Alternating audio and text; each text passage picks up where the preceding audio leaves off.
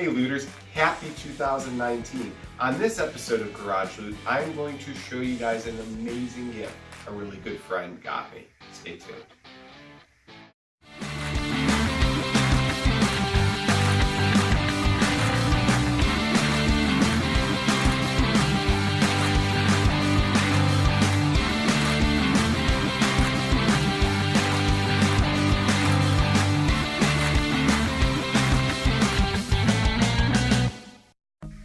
Hey Looters, so before I get started, I'm going to showcase everything on the screen, and I want to do a really big shout out to Andy.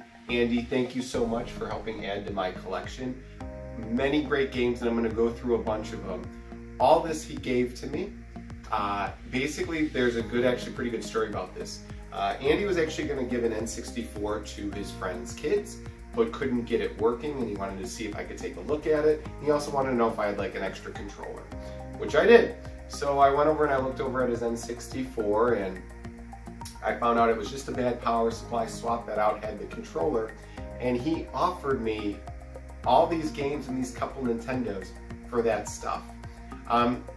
Throughout talking to him, I also gave him, I had an extra copy of Pokemon Stadium, GoldenEye, and Battletanks Global Assault. I threw in for the kids, and he gave me everything else that you see. So let's go take a look at each item and talk about it. But again, Andy, thank you so much.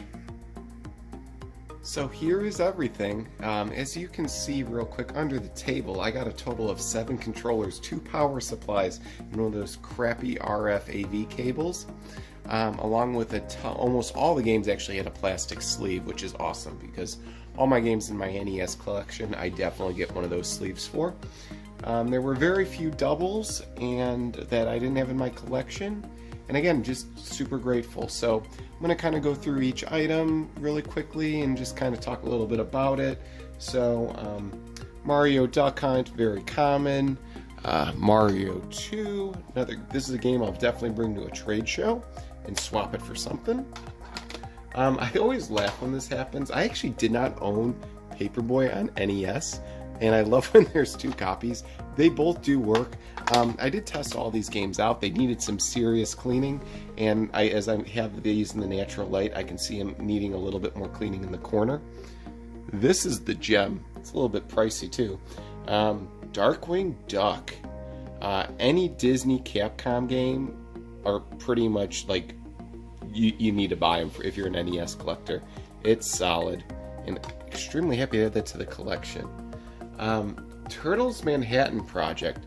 Not an expensive game, but a super fun one. So really, really cool. It's a beat 'em up, way better than the original Turtles. So, which I'll talk about. Why don't we talk about it now?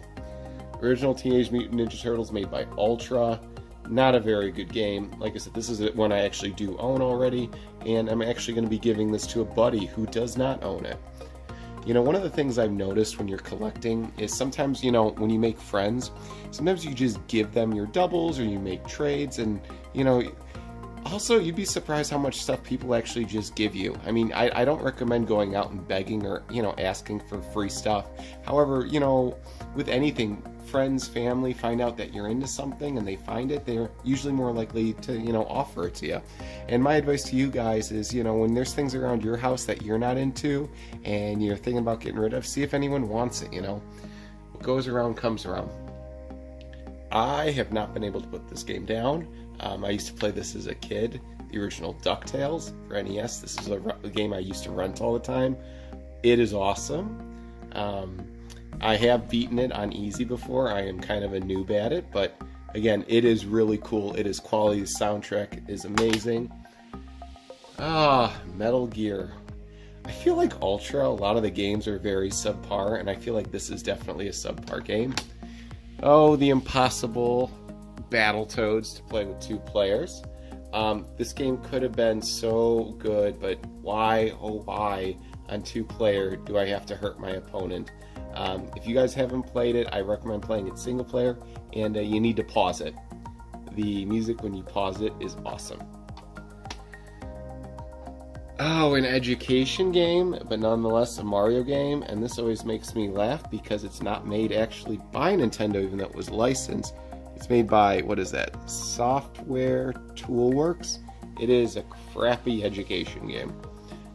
You go around looking for Mario. Let's see here. Oh, right. Awesome puzzle game Lolo, and I believe this is actually coming to the Switch Online service in the near future. It's really creative, really fun. Highly recommend it.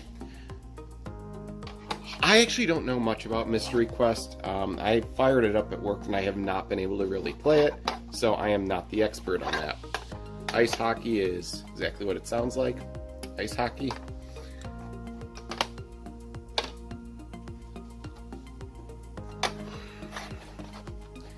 Original Black Box Mario. This is actually a game when I go to a convention this year, I actually want to get a box for. So I think the black boxes look pretty sweet, and it would be kind of cool to go with my box Mario 2 and 3. Roger Rabbit. Look at that rainbow right there. Not a good game. Yeah, just look online. And finally, for NES, Russian Attack. Also not a very good game, but again, didn't own it in my collection. So both these Nintendos on the table right now, one of them works, one of them doesn't. I'm actually kind of surprised one of them works. So the one on the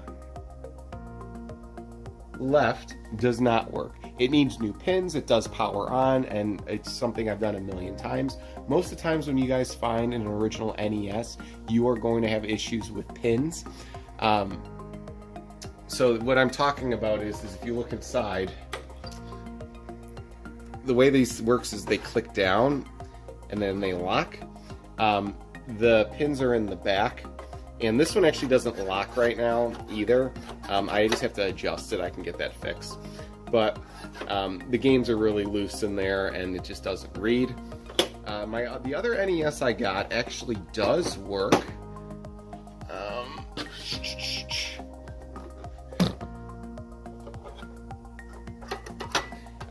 It is a little dirty. I really had to blow into it, and I might actually just put new pins in anyway.